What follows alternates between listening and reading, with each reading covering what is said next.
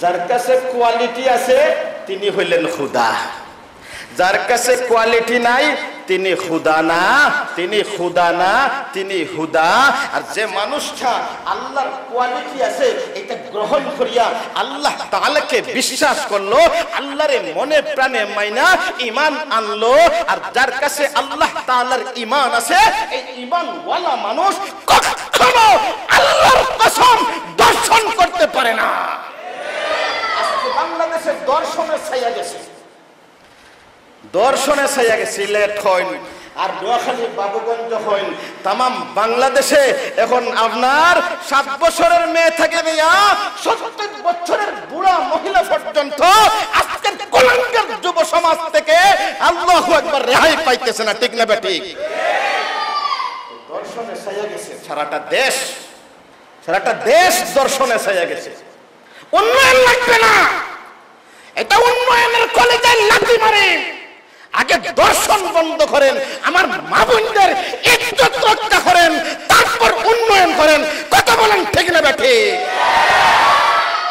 উন্নয়ন করে আগে মা বোনদের ইজ্জত রক্ষা করেন, ইজ্জত রক্ষা করেন। ধন্যবাদ প্রধানমন্ত্রী, গতকাল কইছেন যাবজ্জীবনে না হইলে দর্শন যদি থামে না তাহলে কি করো? ইসলামী আইন জারি করো। সুবহানাল্লাহ। হই ইসলামী আইন কি? যারা দর্শন করবো এদের রজম মারো। কি মারো? রজম। রজম বুঝেননি? ফাত্তর মারো।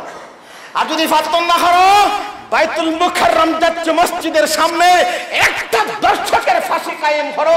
সারা পৃথিবীর মানুষ দেখো, একটা ইসলামী আইন যদি বাংলার জমিনে বাস্তবায়ন হয়ে যায়, আল্লাহর কসম দর্শন থাকবে না। একটা একটা সৌদি আরবের দর্শন আছে নি? সেখানে নাই, কোরআনের আইন আছে। সেখানে কি আছে? কোরআনের আইন আছে। কেউ কাকে দর্শন করবে, সাবনা সাবনি পাথর মারো, তার সঙ্গে সার বলে, পাথর নিক্ষেপ বলে, মাসালা হই মাসালা। কেউ যদি দর্শন করে, দর্শন করছে না অপবাদ দিছে, মাসালা বুঝুন যেন মাসালা। তা যেটা হয় কিতাবটা কি হয়? দর্শন করছে না, কিচ্ছু করছে না, অপবাদ দিছে। যদি সাক্ষী প্রমাণে প্রমাণিত না করতে পারে, কোরআনের আইন হলো উল্টা। কোরআনের আইন কি? এখন উল্টা, এখন আর পাবে না। যে অপবাদ দিছে তারে ধরা হইব, 80টা বেত্রাঘাত লাগানো হইব। সুবহানাল্লাহ হইব। আচ্ছা হইতেন দেখি, এমন উল্টা একটা কানুন যদি সমাজে জারি করা যায়, তাহলে কোন যুবক কোন মানুষের বিরুদ্ধে জিনার অপবাদ দিতে পারবো? এখানে দিলে যদি দেই আর প্রমাণিত করতে না পারি, শরীয়তের আইন হইল 40টা বেত্রাঘাত, আউলুকায়া না, জনসম্মুখে। জনসম্মুখে। কথা বলেন ঠিক না ঠিক? যাই হোক, বলছিলাম আল্লাহর কোয়ালিটি আছে, এর জন্য আল্লাহ আছে। কোয়ালিটি না থাকলে খোদা হওয়া যায় না। আর যারা আল্লাহরে মনে প্রাণে বিশ্বাস করে এরা গুনাহের কাজ করতে পারে না। কথা কোন ঠিক না ঠিক? যদি মনে করেন আমার আল্লাহ আমারে দেখরাম, গুনাহ করব নি? একজন মানুষ গুনাহ করব আর মনে মনে যদি ভাবে আল্লাহ আল্লাহ আমার, এক পীর সাহেব 60 জন মুরিদ রে 60টা ফাঁকি দিয়া কইছিল এমন জায়গায় গিয়া জব করো যেখানে কেউ দেখে না। সুবহানাল্লাহ। এমন জায়গায় যাইয়া জব করো যেখানে কেউ দেখে না। একজনে গিয়া বাথরুমও জব করছে, একজনে গিয়া মসজিদের আড়ালে জব করছে, আরেকজনে নিয়ে মাদ্রাসার ভাগবরের ভিতরে জব করছে, আর আরেকজনে জব না করিয়া পীর সাহেবের সামনে এনে দেয় হয় এমন কোন জায়গা পাইছি না যেখানে কেউ দেখে না। ওই নেন আপনার ফাঁকি আর ওই নেন আপনার চুরি। বলে ও হলে জায়গা পাইলো, তুমি পাইলাই না কেন? বলে পীর সাহেব যেখানেও যাই, কেউ তা হোক আর না তা হোক, আমার আল্লাহরে দেখতে পাই। সুবহানাল্লাহ। আসতে হইন বেদিন তো শুনবা তো। কেউ দেখুক না দেখুক, খে দেখে। ওয়াল্লাহু মাআকুম আইনামা কুনতুম। পৃথিবীর মানুষ যেখানে তোমরা গুনাহের কাজ করার জন্য উদ্বুদ্ধ হও, দুনিয়ার কোন মানুষ থাকুক আর নাই থাকুক, আমি আল্লাহ রব্বুল আলামিন তোমরা যেখানে আসো আমি সেখানে আছি। তোমরা যেখানে আমিও সেখানে। তো বলছিলাম সময়ও শেষ। আল্লাহ তাআলা বলেন আল্লাহু লা ইলাহা ইল্লাহু। আল্লাহর এক নম্বর কোয়ালিটি হইল আল্লাহ তাআলা ছাড়া দুনিয়ার আর কোনো মাবুদ নাই। না আসুন জোরে কই আল্লাহ তাআলা ছাড়া আর কেউ আসেননি? ভগবান আসেননি, দুর্গা আসেননি, দুর্গী আসেননি। অতএব কোন নেতা যদি দুর্গা পূজার যাইয়া বলেন এবার ভগবতীর দোয়ায়, এবার ভগবানের আশীর্বাদে দেশ উন্নয়নের জোয়ারে বাসবে, বুঝা গেল দুনুগুর দুনু বেটাই এক। ঠিক নি? দুনু বেটাই এক। ভগবানে কিচ্ছু করতে পারেন না, ক্ষমতা নাই। তান সাবনটা কি আসি না এনে সব কিছু মাসে করার কিচ্ছু ক্ষমতা নাই। কথা বলেন ঠিক না বেঠে? আল্লাহর প্রথম কোয়ালিটি হইল আল্লাহু লা ইলাহা ইল্লাহু, আল্লাহ তাআলা ছাড়া কোনো মাবুদ নাই, আল হাইয়ুল কাইয়ুম।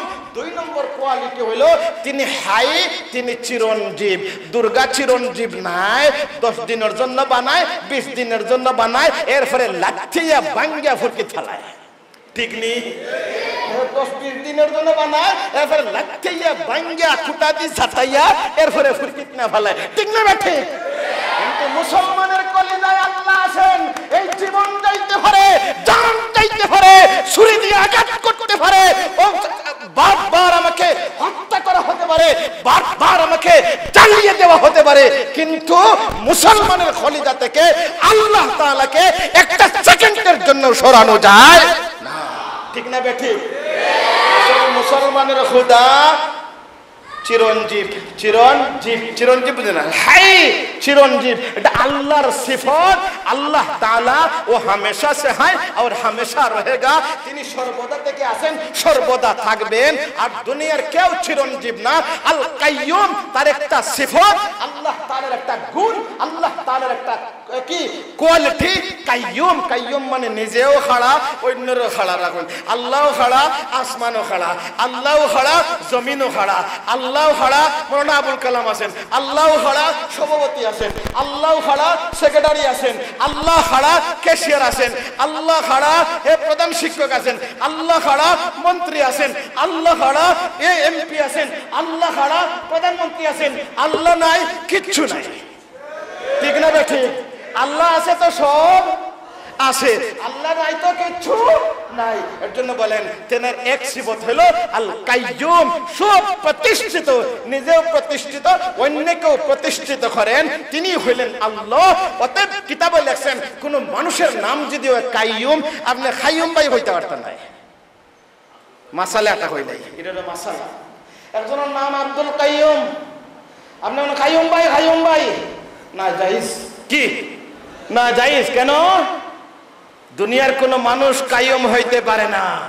কাইয়ুম খেয়ে তাহলে তুমি কাইয়ুম ভাই যে হইলাই, আল্লাহরে ভাই ডাকলাই। খারে ভাই ডাকলাই?